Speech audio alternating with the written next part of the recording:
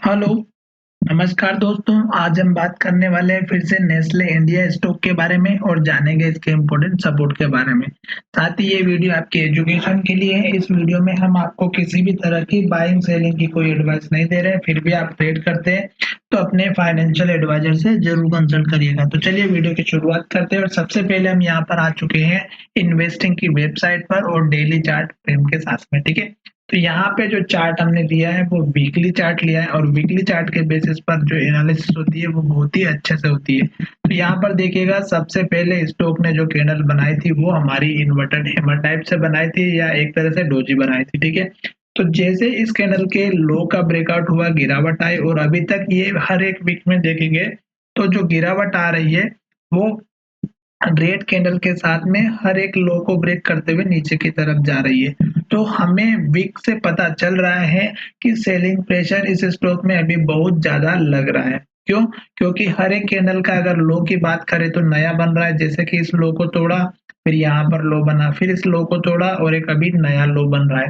पर अब जो स्टॉक का जो सपोर्ट लेवल है वीकली बेसिस पे वो यहाँ पर ही इस कैंडल के आसपास का है, जो लगभग हमारा 2450 रुपए से लेके 2400 के बीच का है। ठीक है, तो ये एक हमारा लेवल है जो यहाँ पर भी देखने को मिल रहा है।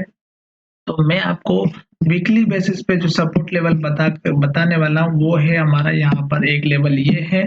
और अगर हम बात करते हैं रेंज की तो ये हमारा इस कैंडल का हाई। ठीक है, तो ये हमने यहाँ पे दो लेवल बना करके बता दिए। जो इस कैंडल का हाई है वो 2450 रुपए के आसपास का और इस कैंडल के लो की बात करें तो वही लेवल हमारा 2450 के आसपास का ही बना हुआ है। ठीक है, तो ये हमारा पहला सपोर्ट है और दूसरा सपोर्ट हमने यहाँ पे ऑलरेडी बता दिया। तीसरे सपोर्ट की हम बात करते हैं जो यहाँ पर बन रहा है हमारा इस कैंडल का हाई।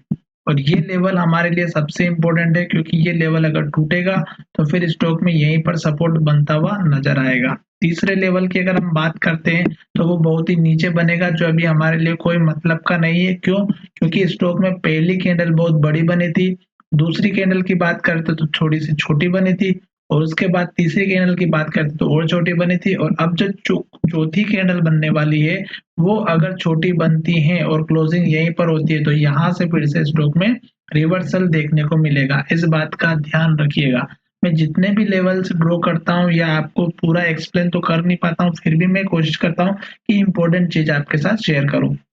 तो ये चीज मैंने बता दी। अब बात करते हैं ऊपर की, तो यहाँ से जैसे रिवर्सल होके ऊपर की तरफ जाएगा तो आप पहला टारगेट आप इस कैंडल के लो और क्लोजिंग का ओपनिंग का रख सकते हैं। तो ओपनिंग प्राइस थी हमारी 2550 रुपए और अगर हम बात करते हैं लो की तो 2536 रुपए। तो ये आप पहला टारगेट रखिएगा क्योंकि ये लेवल हमारे लिए बहुत ही इंपॉर्टेंट है, 2550 रुपए के आसपास का। अब हम बात करते हैं पुराने लेवल्स हमारे लिए इतने क्यों इम्पोर्टेंट होते हैं। तो यहाँ पर मैं एक लाइन ड्रॉ करता हूँ जो कि आपको यहाँ पर दिख रहा होगा।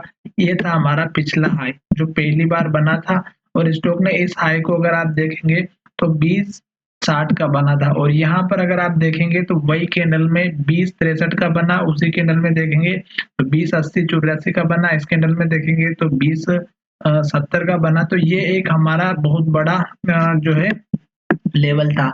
और जब ये लेवल ब्रेकआउट हुआ तो एक ही कैंडल में आप देखेंगे कि एक से दो कैंडल में कितना बड़ा जंप देखने को मिला।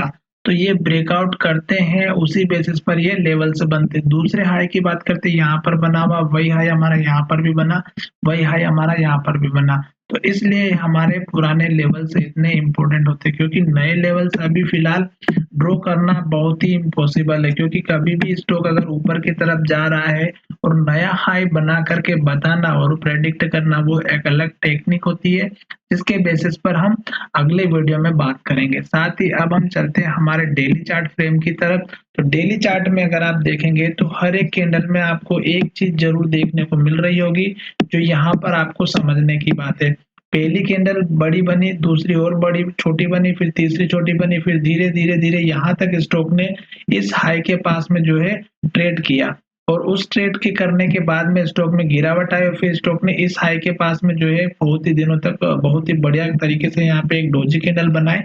पर स्टॉक उस लेवल को होल्ड नहीं कर पाया क्योंकि 2 दिनों से निफ्टी में भी गिरावट आई और इस स्टॉक में भी साथ ही गिरावट आई। तो ये जो लेवल था हमारा ये ब्रेकआउट हो चुका था और स्टॉक ने इस लो को ब्रेक करके नीचे की तरफ जो है डायरेक्शन स्टार्ट कर दी और जब देखेंगे तो 2 दिन की जो गिरावट आई है वो बहुत बड़ी आई है।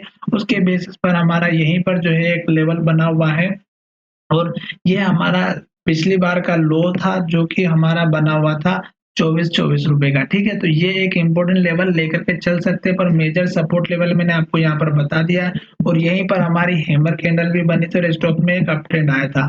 तो ये लेवल हमारे लिए बहुत इंपॉर्टेंट है। जो कोई लोग सोच रहे हैं छोटा लेवल रखना चाहते हैं तो इस कैंडल के लो का रख सकते हैं जो 2422 रुपए के आसपास का है।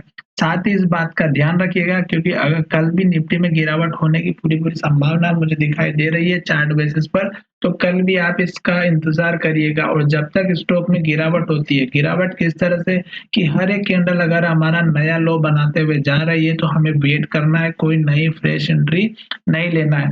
और यहाँ पर अगर आप देखेंगे तो इन 4 से 5 कैंडल में आपको कुछ भी समझ में नहीं आने वाला था कि स्टॉक यहाँ से ऊपर जाएगा या नीचे। पर अगर आपको वीकली चार्ट आपने देखा होगा तो वहां से पता चल चुका था कि स्टॉक में गिरावट आने वाली है। क्यों? क्योंकि उस केस में अगर आप देखेंगे तो स्टॉक ने ओपनिंग इस कैंडल में की होगी और इस कैंडल के ओपनिंग होने के बाद जो क्लोजिंग हुई थी वो भी इस वीक के इन 4 से 5 दिनों के अंदर यहीं पर क्लोजिंग देखने को मिली थी। तो इस वजह से स्टॉक में इन्वर्टेड हैमर बनी थी।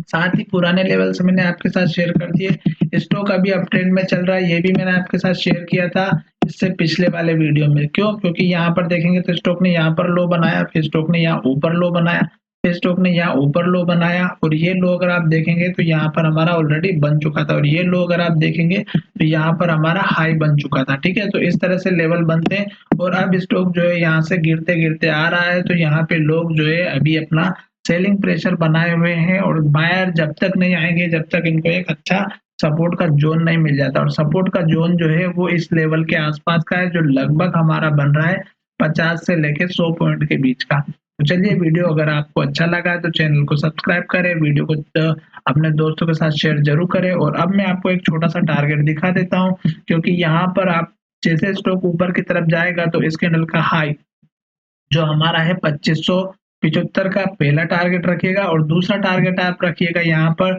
2750 का। तो ये 2 लेवल्स मैंने आपके साथ शेयर कर दिए हैं। साथ ही अगर आप नए हैं और आपने स्टॉक ले रखे तो हमारे चैनल को जरूर सब्सक्राइब करिएगा।